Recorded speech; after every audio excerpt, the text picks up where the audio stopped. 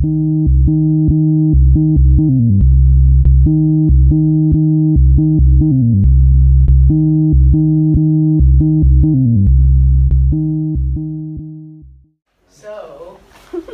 observe.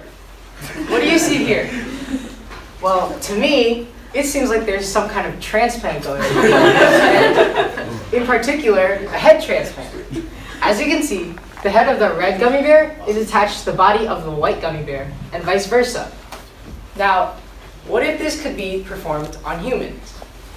Introducing Italian neurosurgeon Sergio Canavero, shown here. So what Canavero plans to do is to basically perform what will be the first human head transplant done in history. And I know this may seem really crazy, but he's actually basing his procedure off of an experiment done in the 1970s by an American neurosurgeon, Robert White. So in 1970, White basically took the head of one rhesus monkey and attached it to the body of another rhesus monkey. And he recorded it to be shown as displaying typical primate behavior. But the only problem was that it died after 3 days following the transplant. So, in a way, Canavero's plan to do this on a human is crazy. So, what's the point of all of this? Why perform a head transplant in the first place? Well, first and foremost, the main thing is to cure paralysis. Let's say our paraplegic or quadriplegic. I would basically take my head and put it on someone else's body who could move and basically continue on with life. Something else is that you could technically revive deceased people. So if you took someone's cryogenically frozen head, for example, Walt Disney, you could probably defrost him and basically take his head and put it on a new body, and you have Walt Disney. Lastly, this is kind of an overall thing. You'll have an increased longevity, basically. So let's say I were bedridden and I were diseased and my body was basically going to kill me at some point. Well, I could take my head and just put it on someone else's healthy body and continue on. Leo, Yes. so where's the donor body coming from? Okay, I'm going to go into it later, but basically the donor body comes, most likely will come from a recently executed criminal in China. So I'll go into it later. I know this is No problem. This plan. So Sergio Canavero outlines his plan to actually perform the procedure in a paper called Heaven, a head anastomosis venture project outline for the first human head transplantation with spinal linkage. Or in other words, reconnection of a human head using the attachment of the spinal cord. So Canavero plans to for this procedure to actually take place in December of 2017, which is about a month and a half from now. And he plans to perform it in China and in a large suite that can fit 2 surgeries and 2 surgical teams going on at the same time. And he approximates the cost of this to be around 10 million euros or 12 million US dollars. So before I go in depth of every step in the procedure, I'm going to introduce 2 subjects to make this a little simpler. So one is going to be me, and the other is going to be John Doe. So to perform the head transplant, Canavero would basically put both of us under general anesthesia to numb the pain, and then he would intubate both of our esophagi with an endotracheal tube shown here in order to help us ventilate. And then both of our heads would be locked in a rigid pin fixation shown here in the mandible, which is the jaw, in order to stabilize. And what Canavero would do is he would exsanguinate my head, which means he would drain it all of blood, and then bring it into profound hypothermia, which is basically at a temperature around 10 degrees Celsius. And the goal of this is to be able for the head to basically sustain without blood flow, since it's frozen. So after all of this, both of our heads would be separated from our bodies at approximately the C5 and C6 section of our spines, which is the cervical section meaning neck. And after the separation, if you were to hold up both of our heads, you would be able to see everything from here down up to here. Because here's the C5 and 6 section, and you would see our carotid arteries, our vertebral arteries, and our spine, basically. They're all exposed. So here comes the most important step of the actual surgery. So here, the spinal stumps are fused within a 1 to 2 minute frame, which means that my spinal cord, dangling from my head, will be attached to John Doe's spinal cord from his body. And this all has to be done in 1 to 2 minutes to prevent any excessive spinal cord leakage, which will basically decide whether or not I will function normally and after the procedure. So after the spinal cord stumps are fused, the muscles, arteries, and veins in my head will be basically attached to the corresponding muscles, arteries, and veins in John Doe's body, and our skin would be sewn together. And then finally, there would be posterior stabilization of my head using wires, cables, screws, etc. So I know this is a lot, and I know you might have a couple questions or two, including what could possibly go wrong? Well, there's a lot. So one very important part is that there's a small window to attach my head to John Doe's body, particularly an hour. So there's basically an hour to take my head, which is frozen, and then put it on John Doe's body and basically get the circular flow going to warm up my head.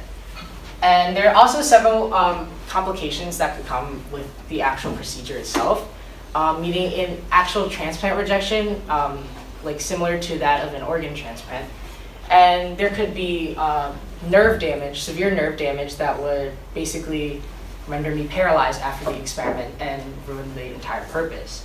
And obviously there'd be the factor of life-threatening blood loss. And something notable is that I might experience central pain syndrome after the actual procedure, which means that I will be experiencing pain.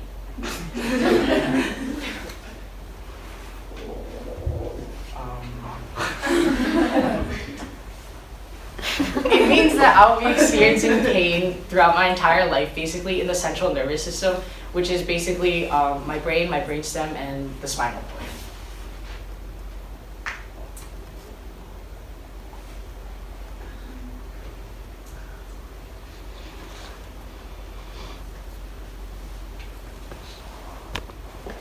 Any questions?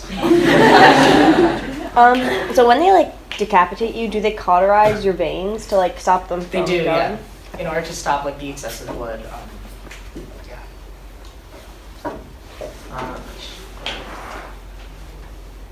Either.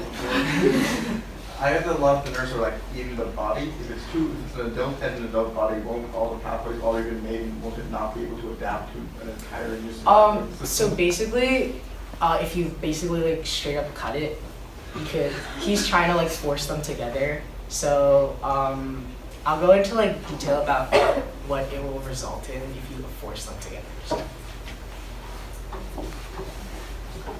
There are lots of really, really tiny nerve endings or nerves. So if you cuts through them, how will you reattach those nerves? That's a major part that he doesn't very clearly address in the actual thing, because I think he's worried that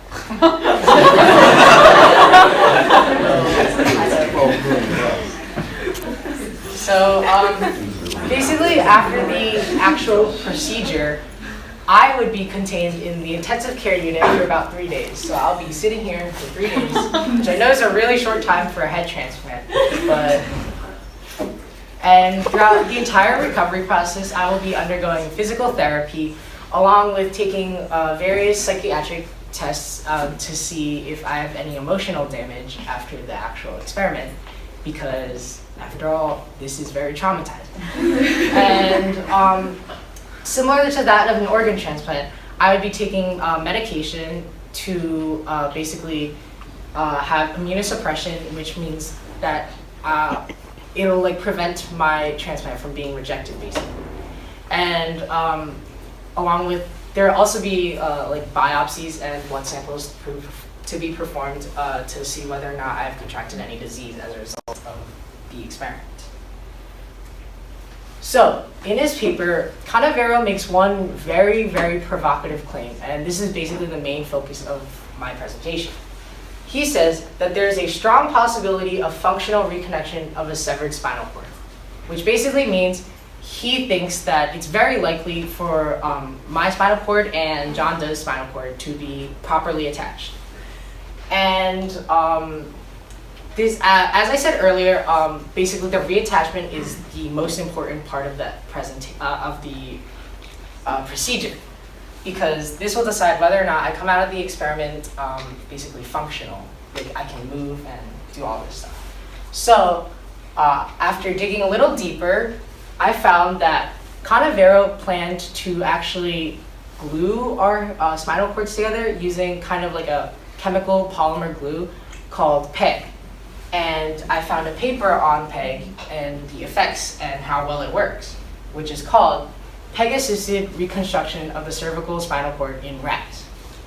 So, in this experiment, what they did was they performed a cervical laminectomy in rats, which I will now show. Cover your eyes if you're scared. So here's the actual cervical laminectomy being performed. What they basically did was they removed a section of the spine and then reattached the remaining parts. And after this, they either had a control group or a PEG group, and in the control group, they attached the spines without using anything. And in the PEG group, they reattached the spines using PEG, which is the glue that Canavero plans to use. And what they measured after they did this, they measured basically the motor evoked potentials, or like the capacity for the mouse to move.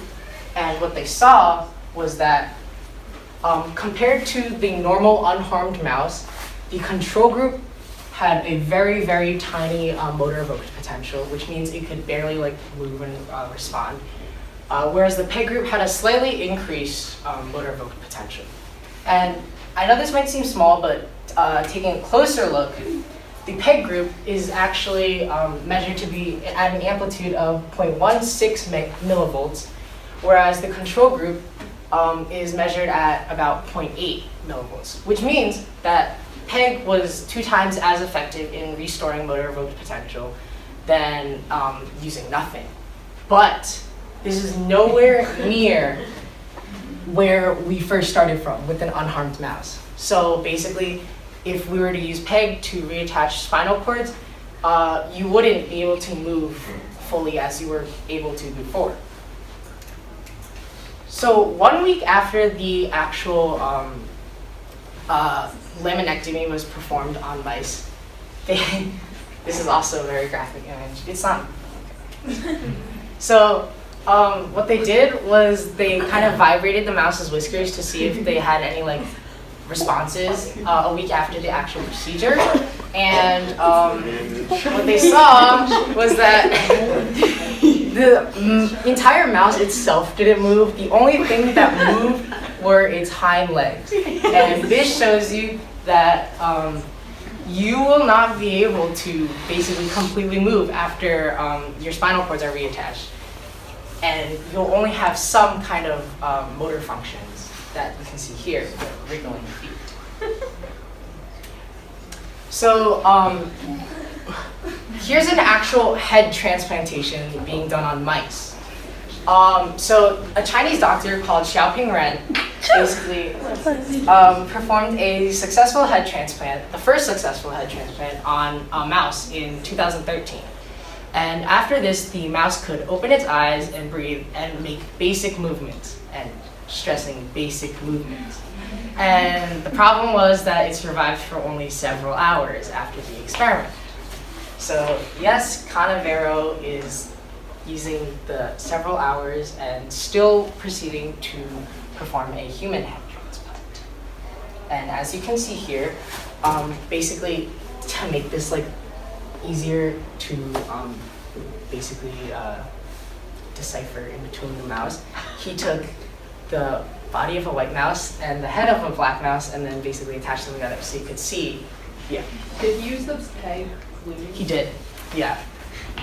And that's like what Sergio is basically like, oh, like it worked on a mouse, so now I'm gonna use it in my own thing.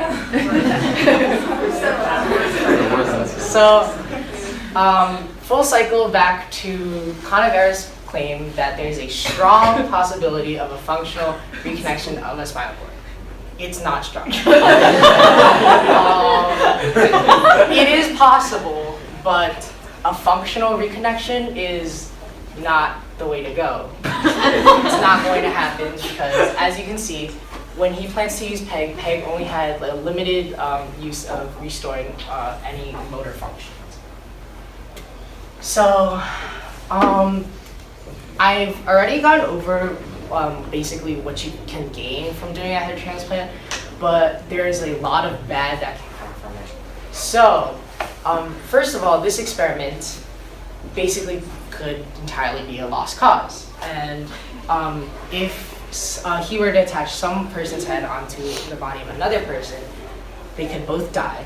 And this would be a waste of organs from the healthy body because what Sergio is doing is he's using an entire body to basically better the life of one person, whereas this body could have been basically used to transplant the healthy organs and save many other lives. And something else that Anish went to was that he was saying who would be the guinea pig in this actual experiment.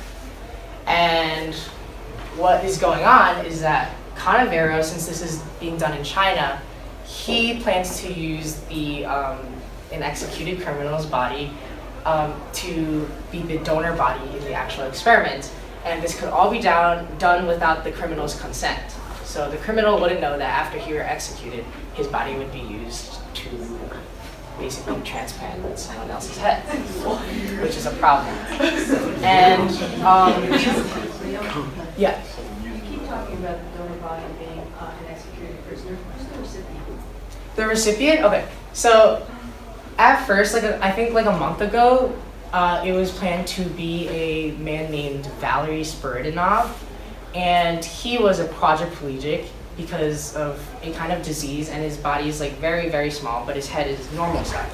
And what he wanted to do was he wanted to take his head and put it on a normal body so he could basically live a normal life. But he very recently backed out of this actual thing due to worrying about his life. In a simpler way to put it. So after all this is done, it may come out good, but I might experience an identity crisis after the actual transplantation. Because if I look down and I see a body that's not mine, am I really me? That's basically the main question, and that's why they will measure like my emotional change after the experiment.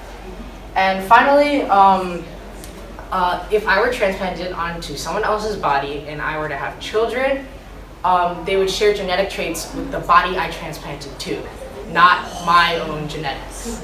And that is something a lot of people probably wouldn't agree to do. So you keep talking about like using an executed criminal. Will the criminal be dead before the entire experiment happens? Yeah, they won't like kill him in order to do the experiment.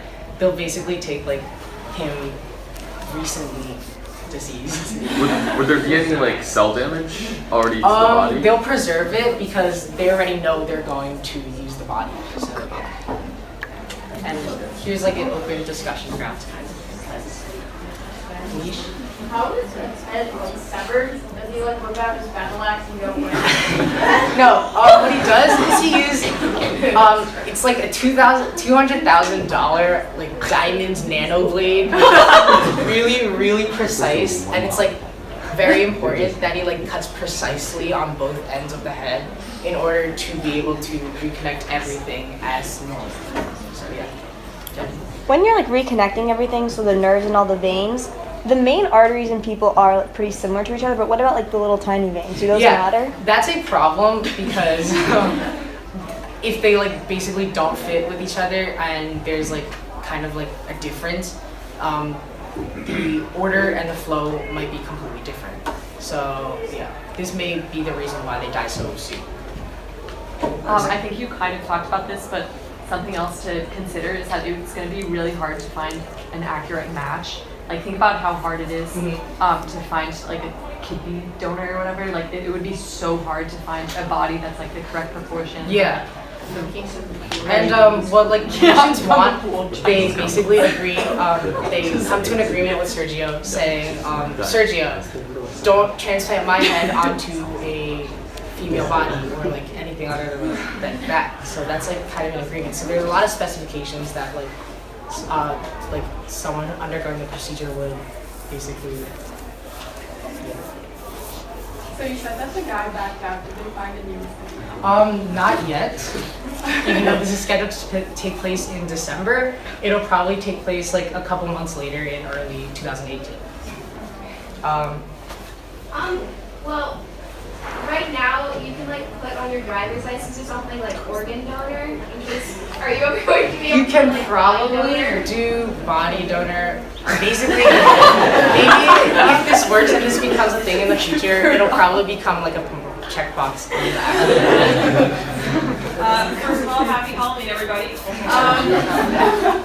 Second, I was wondering, Leo, so I know you went through kind of process when you first read this article and then researching everything. And I was wondering if you could tell everybody a little bit about that and like how you dug into it to really find some truth in there. So basically, reading this article, I came into reading like science journals as everything is true, everything I see is true, it's going to happen, everything's gonna go fine. But if you, I like kind of dug in depth into this paper and looked at all of his citations to see whether or not he had valid reason to continue with this experiment. And what I saw was that there are many claims he made, and a good number of them were true, but also a scary number were not validated.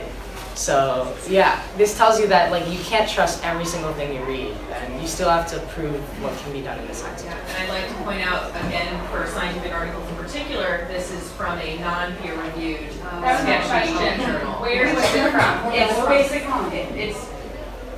I don't remember. Do you remember what's the name of it? I would use the word journal like no, it's Inquirer. It's like this. Yeah, it's not peer reviewed. So he just published his report. My second question though was, are they going to really allow this? In China, yeah. So basically,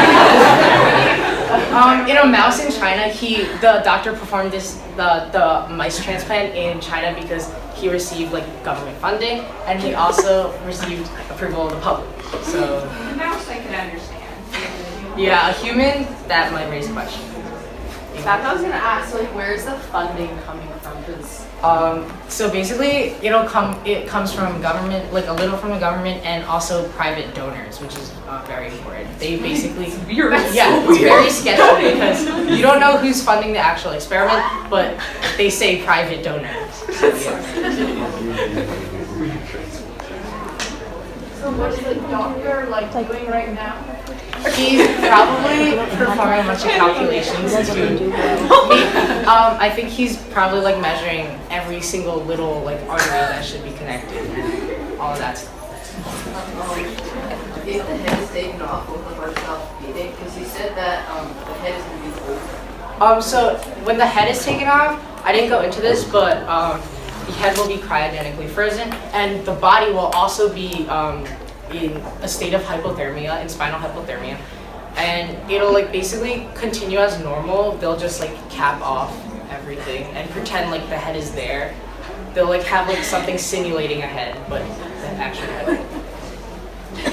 Would the procedure be run by hand, or would? Yeah, this will be performed by a bunch of surgical teams, but they will be using stuff like cranes to like hold the head in place while they're like changing. So like even for like a really like small stuff. This will be hand, yeah.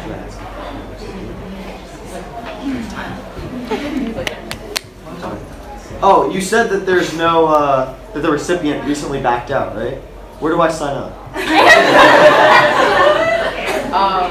Go to China. I don't know. You're not planning?